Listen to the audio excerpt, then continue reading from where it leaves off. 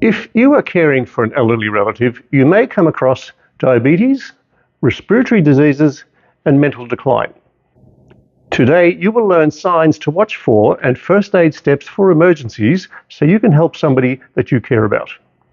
As a paramedic, a large part of my work does involve responding to the elderly in a time of crisis, and I do know that when their carer recognises the problem and responds correctly, it can make a very big difference to the outcome. Coming up later, I'll show you ways to make these problems more manageable. Diabetes, in simple terms, is a blood sugar regulation problem, very common in older adults.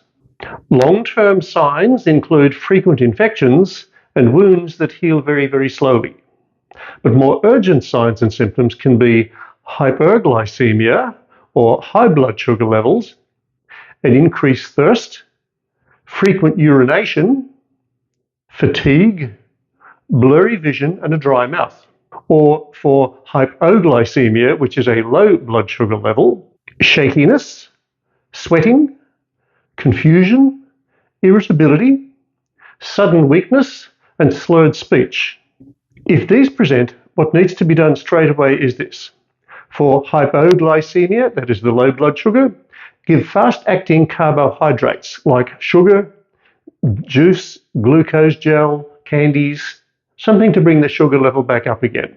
This should have some effect within about 15 minutes, or repeat until the crisis is over. If unconscious, don't give anything by mouth, place them on their side and call emergency services. If you have it, and if you're trained, you could use a glucagon injection.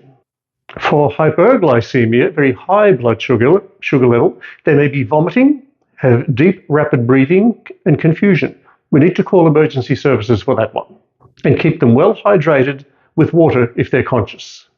If they're unconscious, or there's seizures, persistent vomiting, or severe breathing issues, or if they don't respond to the glucose treatment, they need urgent medical attention.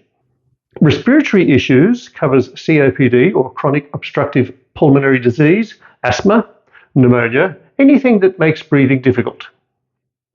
Signs and symptoms to watch for include shortness of breath at rest or with very little exertion, persistent coughing, wheezing sounds, chest tightness, blueness around the lips and fingertips called cyanosis, or even a fever, which could suggest an infection.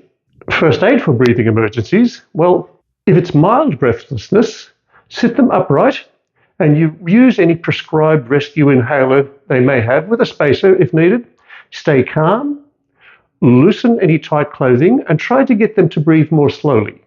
If it's severe with rapid breathing, blue lips, difficulty speaking, call emergency services immediately.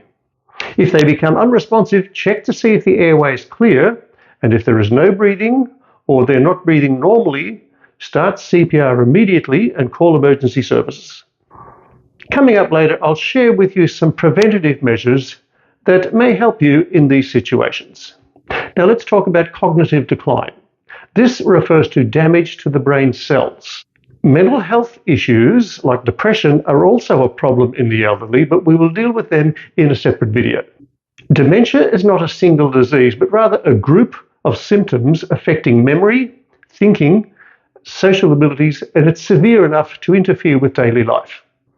Signs and symptoms to watch for: memory loss about daily activities, confusion about time, place, and people, changes in mood or behavior, wandering, difficulty completing familiar tasks, and poor judgment. To handle the crisis, if they wander, stay calm, search in all the logical places, call their phone if they carry one, contact local authorities if they're missing. If they become aggressive or agitated, ensure safety firstly, remove any triggers, give them some space, and speak calmly. If they become confused and uncooperative medical care, avoid force, contact their doctor or emergency services if there's a risk of harm to their health. In the case of sudden severe confusion, sudden weakness, or signs of stroke, inability to eat or drink, or refusal of certain essential medications causing danger to themselves, it's time to get some urgent medical help.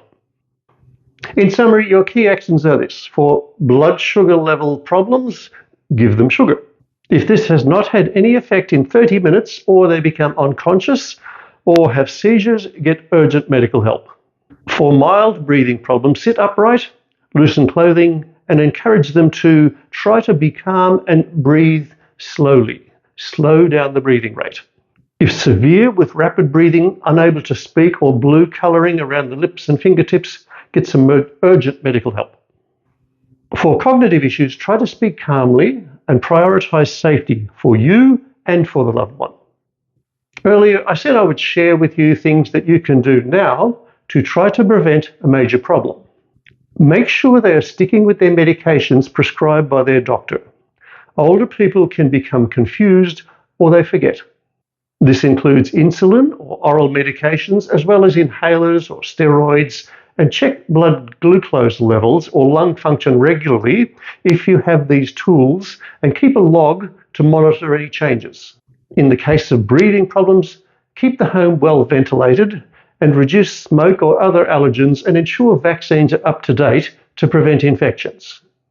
For cognitive issues, maintain a regular routine to promote familiarity and reduce anxiety, including balanced meals, and communicate in simple sentences with patients. Caring for elderly family members is hard, but small preparations can make a big difference. Comment below if you've had experience with any of these with a loved one. This will also encourage others to be a bit more proactive, and feel free to drop a like and to share with other carers.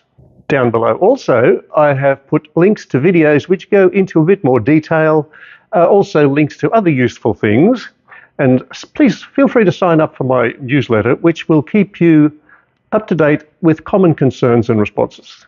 Thanks for your time. Stay safe and care for each other.